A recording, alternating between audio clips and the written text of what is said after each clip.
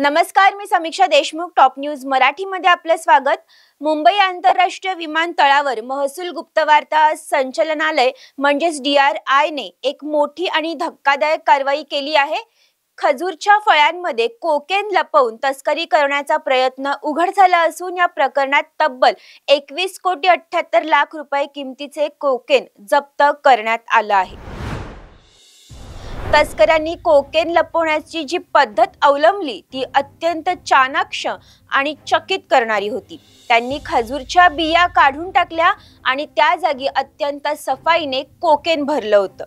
DRIच्या तपासणीत एकूण 2.178 किलो वजनाची पांढरी पावडर सापडली, जी तपासात कोकेन असल्याचं स्पष्ट झालं. या प्रकरणी 2 जणांना अटक करण्यात आली आहे.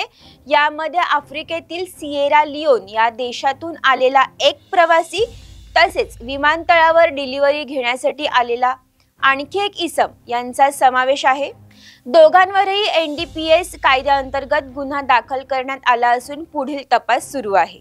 DRI ने हे षडयंत्र वेळेत हाणून पाडलं असून या कारवाईमुळे आंतरराष्ट्रीय तस्करींचं मोठं जाळं उघड होण्याची शक्यता आहे.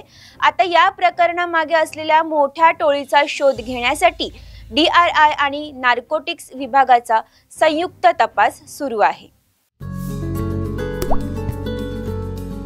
आता जोकासू STP या अत्याधुनिक जॅपनीज तंत्रज्ञानाने सुसज्ज quick installation, energy efficient, noiseless blowers, low maintenance या आणि अशा वैशिष्ट्यांनी परिपूर्ण जोकासू STP तंत्रज्ञान प्रकल्प उभारणीपासून ते विक्री पश्चात समाधानकारक सेवा देणारी, भारताबरोबरच परदेशात देखील प्रकल्पांची यशस्वी उभारणी करणारी company Deccan water treatment private limited.